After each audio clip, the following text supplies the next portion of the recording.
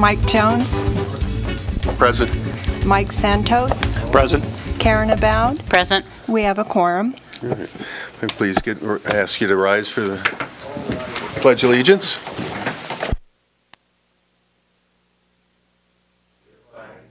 the United States of America, and to the republic for which it stands, one nation, under God, indivisible, with liberty and justice for all.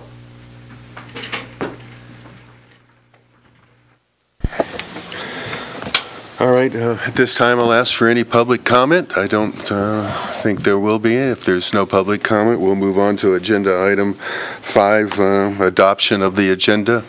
I don't think at this point we're going to change anything in the agenda, keep the interview process as it was stated.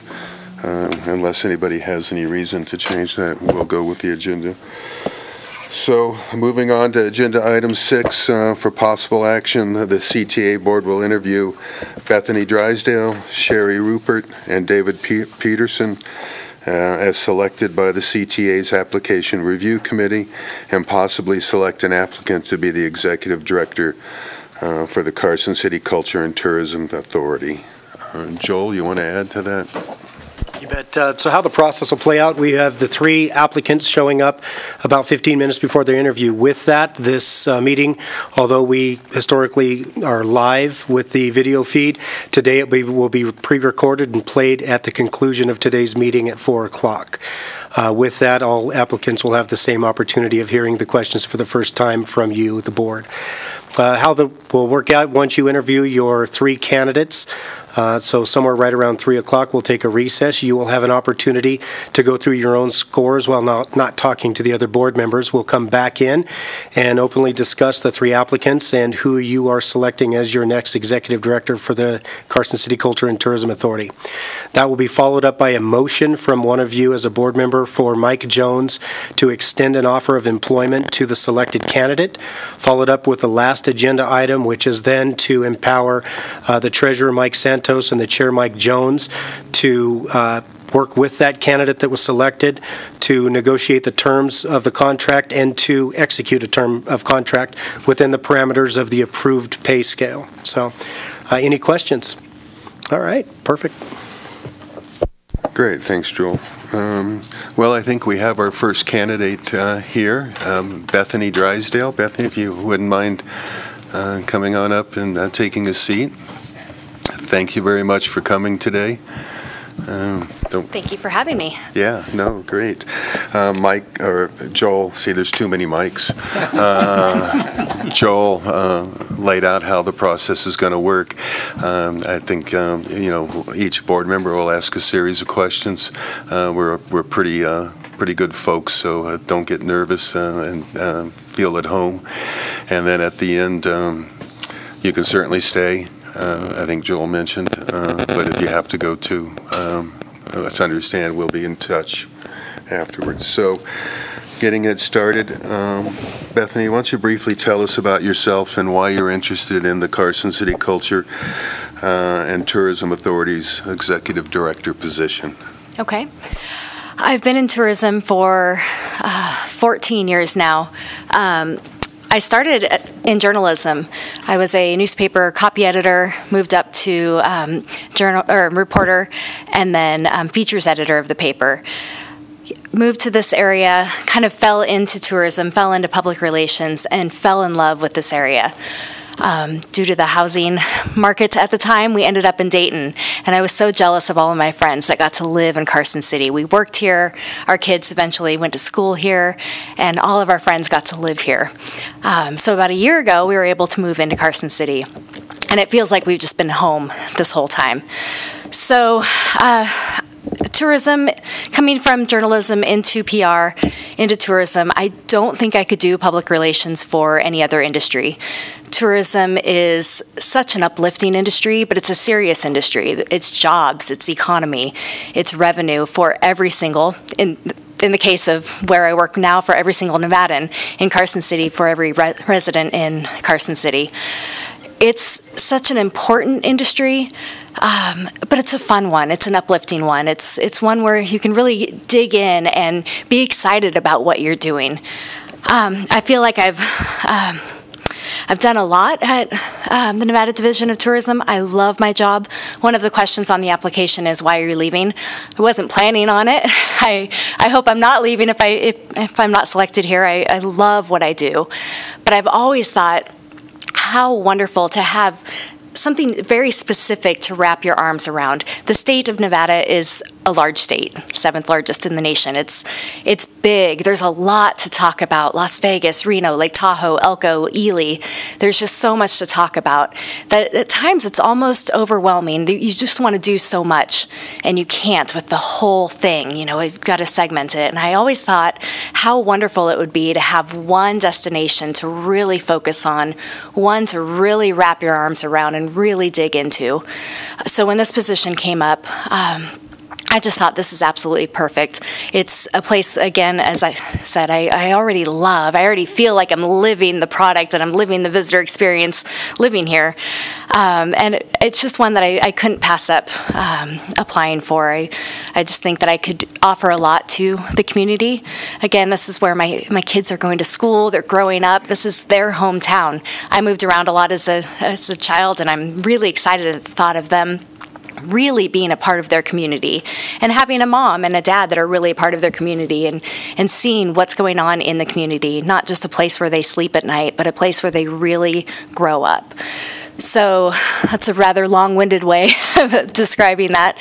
But when I saw this come up, I just thought this is something that I can really do and really serve my community doing it.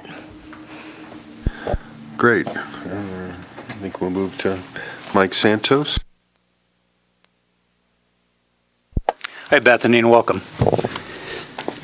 Tell us about a project where you brought together multiple groups of people who had either different interests, socioeconomic and or cultural backgrounds.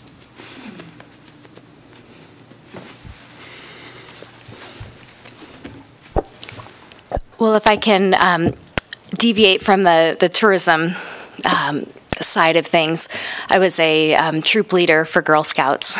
And if there's not differing types of parents and types of families and types of interests, really all focused on the same goal, I don't know what other area that could be. Girl Scouts, you know, your focus is on the girls. That's their way, or that's your way of really getting them into a business mindset. I know we can all laugh at the cookies and Thin Mints, but really the business that they learn from it. And getting parents involved. You know, they want to send their kids off to a 2-hour meeting and, you know, get them out of the house for a couple of hours. But getting parents involved, getting them to care about what their kids are doing. Parents who have different interests. They want their kids to be hiking when other parents want their kids to be baking. And other parents want their kids, you know, focusing on learning the history of the area, or whatever it might be, and really bringing those parents together. That's one area, and that's not a project quite so much, but another thing more tourism related is our Discover Your Nevada program that we do at Travel Nevada. This is an effort to get Nevadans to travel Nevada. If Nevada's not diverse as a state enough, residents of Nevada are. A lot of them come from other places. They consider California home, or they consider Idaho home. They don't consider Nevada home. And so trying to get people to understand this is their home and they need to know what's out there. So we brought together the different audiences and really learning how to talk to those audiences. You don't talk to somebody in Elko the same way you talk to somebody in Las Vegas. There are different audiences, different languages, different interests. So learning how to target those with the right language, the right interests. All again with the same focus of really getting to understand their state and love their state. You know, when somebody goes out to the Ruby Mountains, they fall in love, but first they have to know that they're there. When somebody comes to Carson City and they do the Blue Line Trail, they have no idea about the history here until they actually do it. So that was a project that involved internet research, our research department bringing them on board and finding out really what the stats are. You have to have a starting point. In Nevada, it's about 7% of travelers that actually travel within the state. The national average is 50, so we're falling well behind the national average. So getting our research department on board and finding out what our benchmark is. And then marketing and sales. The salespeople, you know, they think that they should be selling hotel rooms in Ely when to people, excuse me, I should finish that thought, selling hotel rooms in Ely to people from Germany. Well, they also need to look at people from Reno residents going out to Ely and staying there. So it was really bringing together all the departments that we work with. And then, again, those different types of experiences, the cultural experiences. Stewart Indian School is a fascinating place, and a lot of people don't know about it. I cannot wait until next year when it fully opens, and it will be really a crown jewel in what Carson City has to offer. So talking about the cultural experiences, the arts, the dining, there's just so much to that, and bringing people together, and that's something that I really enjoy, is building a consensus among audiences and among partners. Thank you. Sure. Welcome, Bethany. How do you see tourism playing a significant and positive role with the ongoing revitalization of our downtown and our community as a whole? Well, I think revitalizing downtown has the residents and visitor in mind, and I think that you have to build both of those together. I saw in the job description that working with the city manager is so important, and I couldn't agree more. Bringing in or creating an area that residents and visitors want to visit. Visitors are going to be out, they're going to be shopping, they're going to be dining. It makes a downtown, and I'm really speaking specifically about downtown, but Carson City as a whole, vibrant and lively. You see people out walking around. You see people sitting on park benches, cars, in the parking spaces, and it looks lively and looks downtown. Residents want to be there. I think, I don't want to use a horrible acronym that I hate, but that fear of missing out, that FOMO that people have, and it's really true. People want to be where other people are, and so I think working with the city, the revitalization, redevelopment, with the visitor in mind as well. And there's really, residents are visitors as well. They want to get out and they want to see things and do things. So I don't think that those are really two completely separate audiences or two completely separate groups to be talking to or thinking about during the revitalization process. But they should both be in mind when you're really rebuilding or adding anything to downtown.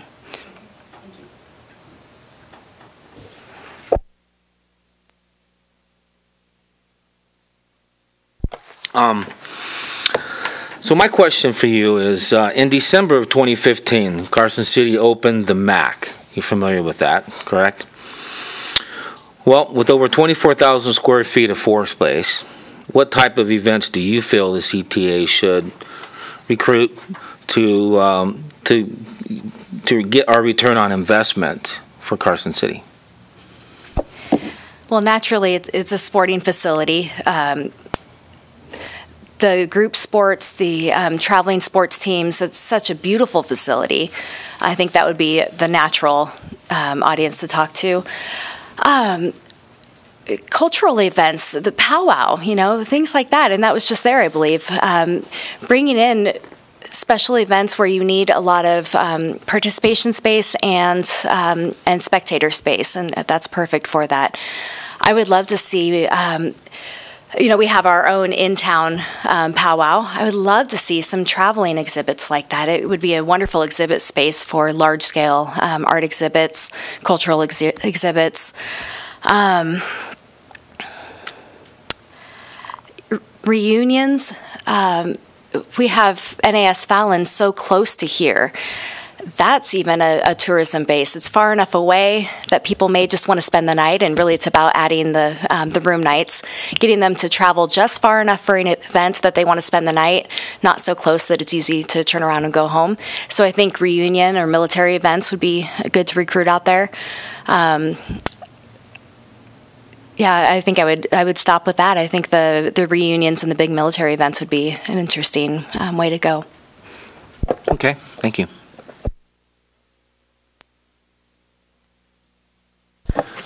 All right, Bethany, tell us about your experience developing, administering, or writing grants. I mentioned this in my application. In my course of my career, have not had to write grants. I have been on the approval side, not personally approving, but discussing why grants were approved or not approved. I write the press release twice a year that announces the Travel Nevada grants. And so sitting with the grants manager and discussing which grants were approved or why they might be of interest to the public. Most of our grants are fun grants. They're marketing grants. They're talking about really exciting things going on around the state. And so it's been an interesting process listening to what went into the application, why some things weren't granted or weren't granted fully, the full request approved, how they could be improved, how they might be reapplied for the following year with some tweaks. I think it's been really interesting to see the focus from Travel Nevada on multi-destination grants. Ely and Elko do it really well. They apply for things together, trying to attract visitors to that side of the state together. And I think that's really important. I think the cooperation between destinations really strengthens a grant. I think that cooperations between various entities within a city. We have, of course, close collaboration with the Cultural Commission, but why not Parks and Rec, or why not, well, the railroad is probably already a good part of that, but why not Virginia City and pair like-minded or like things together and apply for grants together. So back to your original question, I have not personally had to write grants, but I have had an interesting perspective on the other end, seeing why they were or were not approved. Thank you. I've got a follow-up question. I know you haven't written grants, but can you give us an example of a grant-funded project you think could benefit Carson City?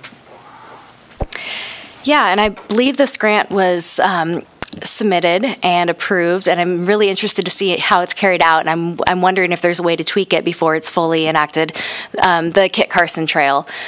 The blue line is so important to connect the historical homes and buildings through Carson City.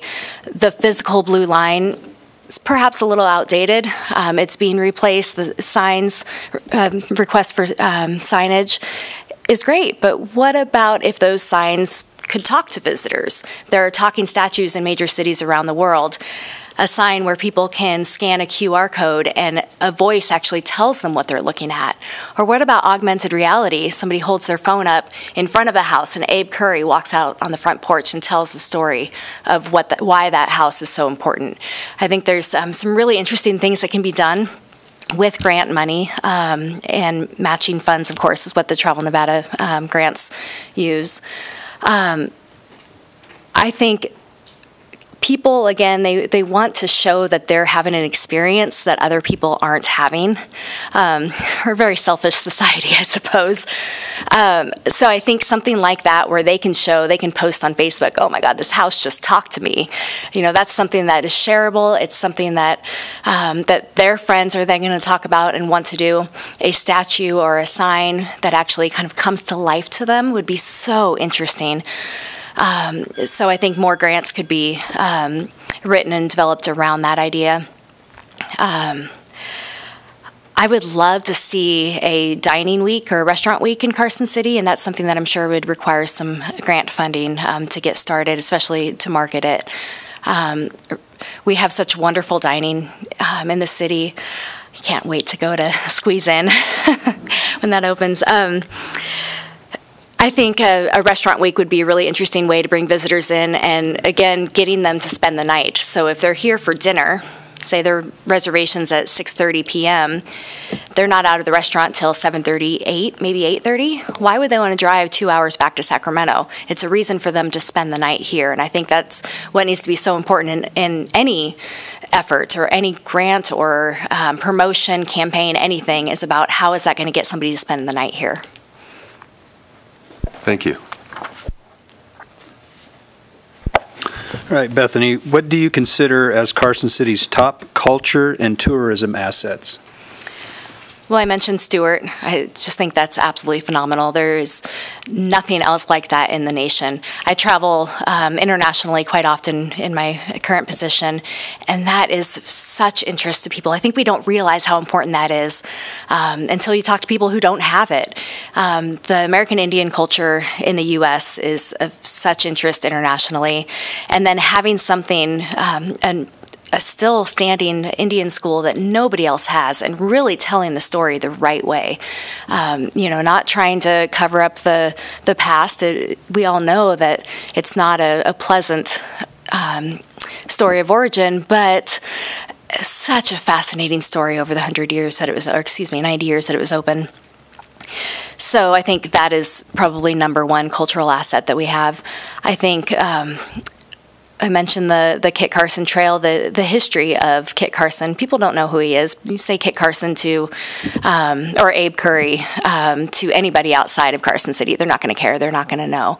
But when they learn how that feeds into the settling of the West, this is still the Wild West to a lot of people out there. And so I think when they learn how the settling of the West happened in Nevada and how we contributed to Civil War and all these pieces of history that people are interested in coming together in Carson City, I think is of interest, and that's an area that we could certainly amplify.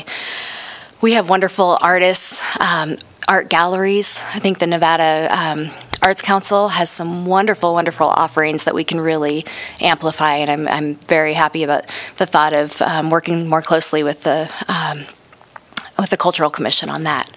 Those are three things right off the top that I think we really can lay claim to. Okay, so how could you improve the CTA's current marketing platform in an effort to extend our brand awareness? I think really targeted online marketing is really important. We have huge visitor bases in Sacramento, San Francisco, even over the hill the other way in the Placerville area. It's just far enough away that if you have a reason for them to be here late at night or early in the morning, they're not going to want to go home. They're going to spend the night either before or after. So targeting people, geo-targeting people in those areas. I think, of course, there's geographics, psychographics, going after people in our geographic areas that are psychologically in sync with what we are promoting. They're the adventure mindset or they're the cultural mindset, targeting based on interests. I think really diving deep, and I would be really interested to talk to Lydia about diving deep into what is currently being done on Facebook marketing, Instagram marketing. Micro-influencers would be a fantastic way to carry that just a little bit further. I love that there's that new trend toward micro-influencers rather than targeting an Instagram user that has 2 million followers and only 1% of them, if that, interacts. You get a micro-influencer who really is passionate about what they post about. It may be a hiker. They may only have 50,000 followers, but every one of those followers takes advice from them on what to do and where to go. So I think those are really important. I think dining, the foodie micro-influencers would be one really strong area that we could go into. And then skiing and outdoor adventure, trail running, that's such a what's the right word? Very excited group about what they do. And they talk to each other and they trust each other. And they are taking advice from each other on where to go and where the best runs are and where the best mountain bike trails are. And so I think micro-influencers in that subset would be an interesting way to go. The app, the Visit Carson City app, is really, really good. I think pushing that to people in those target markets in Sacramento, San Francisco, over in the Placerville area as well, even in Reno. But then when they're in market, and you can follow people when they're actually in market and remind them, download this app or give them little pings on, you're close to something of interest, you should check this out. So I think you get people in the dreaming stage in those target markets and then get them when they're actually here and remind them, hey, there's an exhibit. You're half a block away from a really great art exhibit. You need to go there. That's all a lot of digital effort and a lot of social media effort, and it's what people are doing now, and I think that needs to be done. And again, I don't want to take away from what might already be being done, but I would like to explore that further.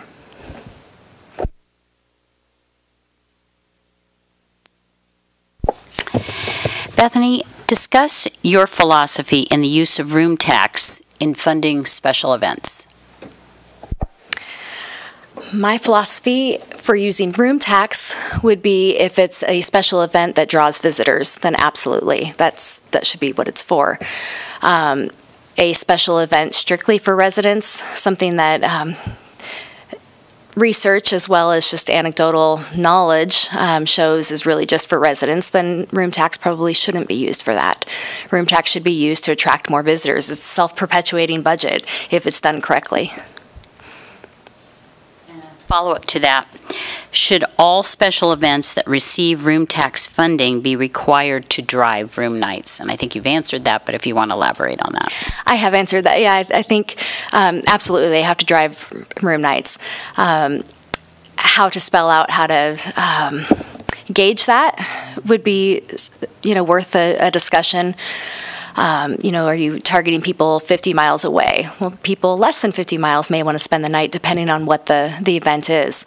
An event that involves a late night and an early morning, you may want to target people that are closer but still would want to spend the night and not have to drive either in really early in the morning or late at night.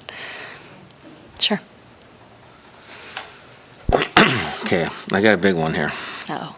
Okay, so in 2016, the Carson City Board of Supervisors approved a 1% increase in transit occupancy tax to be dedicated to fund the CTA and its efforts to diversify its current offerings and allow Carson City to compete in the cultural tourism market. Additionally, the funds were used to hire an arts and cultural coordinator and cover operational costs associated with the implementation of Carson City Arts and Master Plan.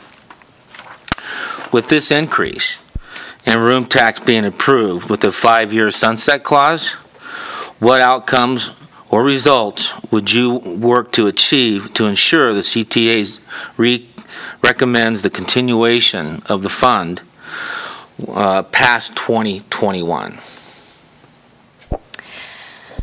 I think just about everything that is done on behalf of Carson City should be research driven. So first I would want to bring on board, if there's not already on board, a pretty robust research team, outsourced I'm sure, to set a benchmark how much of the cultural offerings are taken advantage of by visitors if people are coming here for cultural reasons. And then we can see over the next 5 years if that grows, 4 years now, if that 3 years already, if that grows or not. I think it's important to see success in what you're doing, and if you can't gauge that, if you don't have a benchmark, then what's the point of doing it? We can't just say, oh, it looked like there were a lot of people at the powwow, so we think funding these things is important. We need to know for sure, and so I think a pretty robust research company or team to show what the benchmark was, how much it's grown, and again, what people are reporting that they're spending money on when they come here.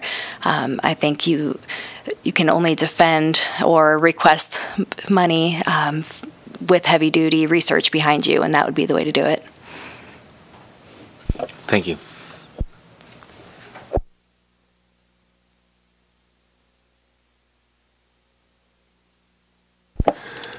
Hey, Bethany, could you define KPIs and indicate what you would consider the KPIs for Carson City Culture and Tourism Authority? Yeah, key performance indicators, room nights, tax revenue, and not just room tax, but sales and use taxes as well. People coming here are spending money and they're paying sales tax. Mm-hmm. If they're renting a car, if they're gas, there are a lot of different economic indicators to show increases in tourism. And as I was saying that, I just thought of another one. Average daily rate. The ADR is so important to hotel properties. If they can be getting more for each hotel room, then that improves everything. That's more tax being paid on that hotel room.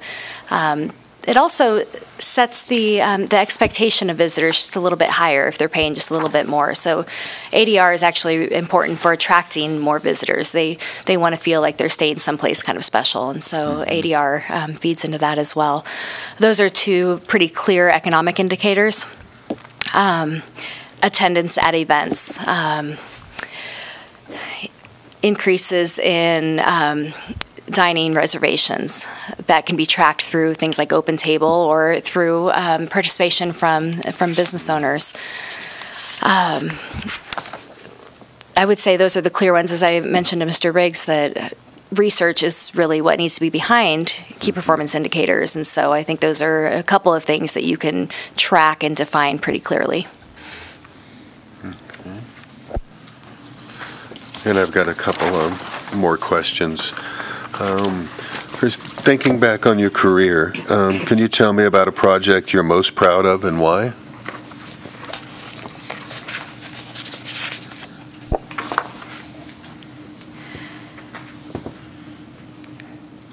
I think, well, every year we put together our Nevada Visitors Guide.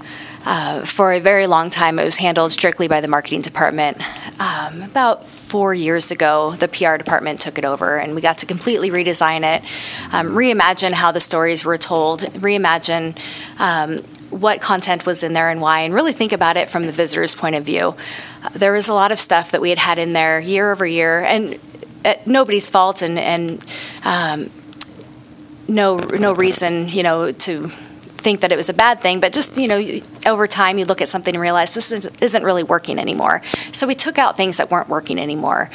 That first year that we did that, we won a national award for that. We won a couple of regional awards through the PR Association and the Public Relations Society of America, and that was really exciting, and it set the tone for changing the way that we looked at our collateral pieces that we had been using year over year over year, and we're continuing to do that, which has been exciting too. We kind of started this change in how we look at things, and we're still doing that. We're still looking at something and saying, is that really working for the visitor? Is that really working for the audience that it's intended for? And if not, let's change it. Let's try something new.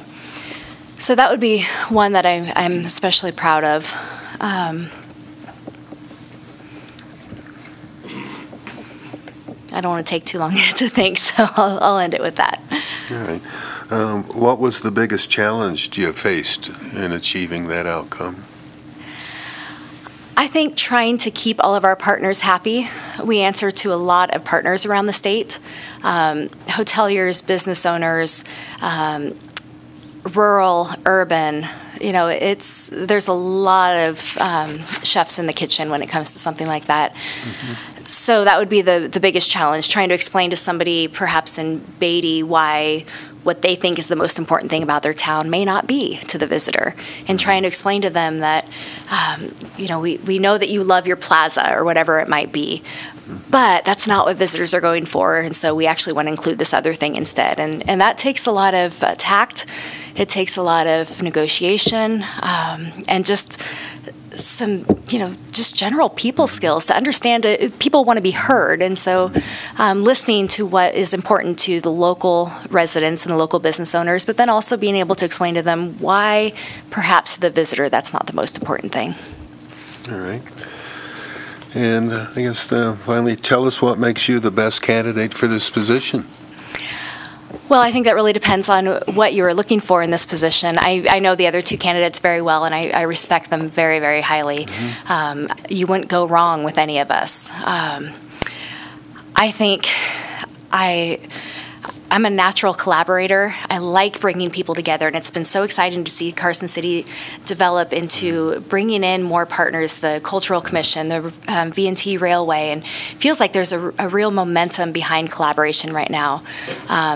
I think I'm good at building consensus. And I will note the irony in this, but I'm very proud at my ability to put my ego at the door.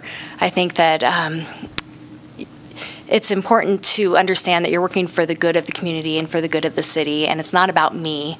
It's not about my name on letterhead, or it's not about my business card or any of that. It's about what's best for the city, and I think that I'm very good at putting those things, to the side and really trying to focus on what is best for the community and for the organization. Great. If you were selected for the position, how soon would you be able to start? Well, of course, I would, give my current employment a couple of weeks, and in reading some of the notes, it looks like the start would be early January, and that would actually work perfectly. Get over the holidays, get over the madness of Christmas and New Year's, and start the year fresh. Okay. And finally, thanks very much for coming in to speak with us today. Do you have any questions for the board or anything else you'd like to add to close the interview? Well, I think following up on what you just asked, what specifically is the board looking for in an executive director? Are you looking for a behind-the-scenes budget keeper and somebody who's very good at the money and the dollars and cents and the policies and procedures? Are you looking for a more outgoing people person who can be the public face of the organization? What type of leader are you looking for? Well, I'll start. I think you touched on all of them. We're looking for, what I think we're looking for in the position is somebody with a passion, somebody that can bring different groups together, somebody that can work with different groups, and also have the skill set for budgeting and tactics to be somebody that it's not it's a working position, somebody that dives in and leads the team. That's what I think the position it calls for and what I'm looking for. I don't know if any of the other board members might want to. Yeah, and I'd like to just add that I'd like to see somebody that's engaged in our community, that has a stake in our community, that believes in what we're doing as a community, and has all the skill sets that you've mentioned and that Mike has mentioned on top of that.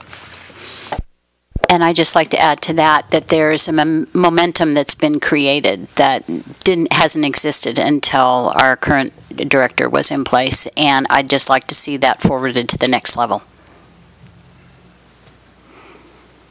Well, ditto, and ditto. It is that type of a role where you've got to be able to work freely with the community, with the leaders in the community, and I agree. Passion for our city is a big part of it. I mean, we love it. I love it here, and I believe in getting involved. So, thank you. Any other questions for us? No, just thank you for this opportunity. This was, again, as I said, very exciting to see this come up and even be considered for it. I truly consider that an honor. And again, the other two that you'll be talking to are fantastic as well. So I wish you the best. Well, thanks, Bethany. Thanks for coming in and talking to us today. Thank you.